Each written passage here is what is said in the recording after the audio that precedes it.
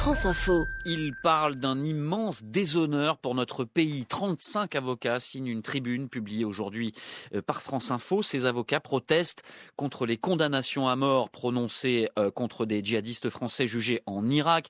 9 Français concernés ces derniers jours, 2 autres ce matin, il y a quelques minutes à peine. Donc au total, 11 Français sont condamnés à mort là-bas. Avant d'entendre notre invité, écoutez ce que disait ce matin sur France Info Hervé Temim, qui est le fondateur et président d'honneur de l'association des avocats pénalistes. Il doit effectivement tout faire pour éviter ces exécutions. C'est-à-dire demander que les peines soient commuées ou alors demander le rapatriement de ces hommes. Si possible le rapatriement, au moins que les peines soient commuées, mais sa responsabilité, évidemment elle est compliquée, c'est certainement d'avoir rendu possible des décisions pareilles en Irak où on savait qu'elles pouvaient intervenir. Je ne dis pas qu'il y a une forme de cynisme d'État, mais on pourrait le craindre si jamais on n'arrivait pas à éviter cette catastrophe. Et effectivement, je crois qu'il en va de l'honneur de la France d'éviter que des ressortissants français puissent être condamnés à mort, même s'ils ont commis les pires des actes. L'avocat Hervé Temim ce matin sur France Info avec Marc Fauvel. Bonjour Mireille Clapeau. Bonjour. Merci d'être en ligne avec nous. Vous êtes député La République En Marche de la Drôme, vice-présidente de la Commission des Affaires étrangères de l'Assemblée. Vous êtes assez proche, je crois, d'Amnesty International. Est-ce que la France pourrait rapatrier ces prisonniers, comme le demande Hervé Temim ?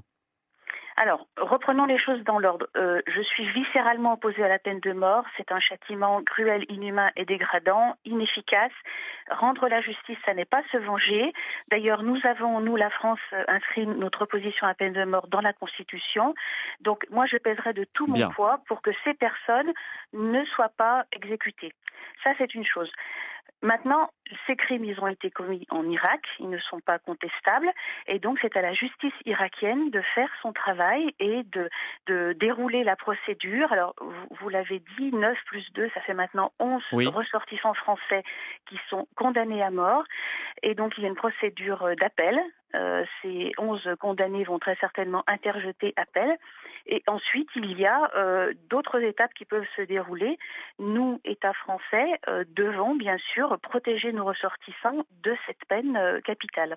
Ils ne devraient pas être emprisonnés chez nous ? Laissons la justice irakienne faire son travail. Si on veut respecter la souveraineté d'un pays, c'est aussi respecter la souveraineté de sa justice. En revanche, nous devons peser de tout notre poids, et moi je le ferai en tant que député, pour dire non, cette peine, même si elle a été prononcée, elle ne doit pas être exécutée. D'accord, donc vous dites, tant qu'il n'y a pas d'exécution capitale, ces gens peuvent rester emprisonnés en Irak autant qu'il le faudra, c'est ça ?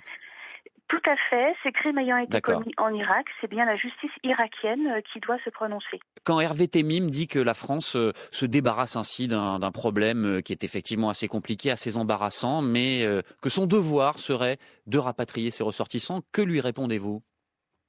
Alors je lui réponds que ces ressortissants sont français et donc sont protégés, mais ils se sont rendus dans ces pays pour commettre des crimes qui sont effectivement très graves. Et donc c'est bien la justice du pays dans lequel ont été commis ces crimes qui doit être souveraine. Une fois jugés, s'ils sont emprisonnés, vous dites que c'est la même chose. Vous pensez que ça poserait problème de rapatrier ces gens dans des prisons en France ? Alors moi je pense que c'est mieux que les prisons irakiennes puissent avoir ces personnes. Je ne vois pas exactement pourquoi on parle de les rapatrier. Quand être opposé à la peine de mort pour les raisons que je vous ai dit, des raisons de principe et de philosophie, c'est une chose, mais je ne m'oppose pas du tout à ce que ces gens soient sanctionnés et à ce qu'ils soient emprisonnés. Alors après, il faut effectivement qu'ils soient emprisonnés dans des conditions respectueuses des droits humains, mais il n'y a pas de raison de les rapatrier. Donc vous ne comprenez pas qu'Hervé Temim, qui est président d'honneur de l'association des avocats pénalistes, parle d'un déshonneur pour notre pays si on laissait ces prisonniers là-bas subir peut-être des mauvais traitements, même en dehors de la peine capitale. Alors, le premier combat, c'est d'éviter que cette peine capitale elle soit appliquée. Ensuite, l'emprisonnement, c'est autre chose. Il faut effectivement qu'il n'y ait pas de mauvais traitement. Il faut lutter contre l'utilisation éventuelle de la torture ou de pression. Vous savez, emprisonner, c'est une sanction qui peut se faire dans des conditions respectueuses des droits humains. Qui va vérifier cela dans les prisons irakiennes ? Alors, c'est une bonne question. Il faudrait sans doute des observateurs internationaux qui vérifient à ce que ces personnes aient leurs droits respectés. Et je rappelle que la prison, c'est quelque chose qui doit conduire à la réinsertion. Et nous avons mondialement, je dirais, un véritable problème avec ces personnes qui quittent la société française ou des sociétés... Oui, mais enfin, vous ne pouvez pas garantir que la France, effectivement, surveillera le sort de ces prisonniers dans des prisons irakiennes.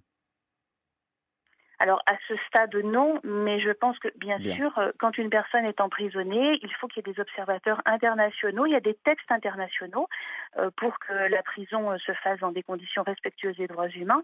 Et il faudra effectivement que des observateurs aillent régulièrement. Mais on ne sait pas pour l'instant qui le fera, hein, c'est ce que vous nous disiez à l'instant. Écoutez, je crois qu'on est dans un combat d'urgence, c'est que ces personnes ne soient pas exécutées. Merci beaucoup. Mireille Clapeau, députée La République En Marche de la Drôme, vice-présidente de la Commission des Affaires étrangères de l'Assemblée.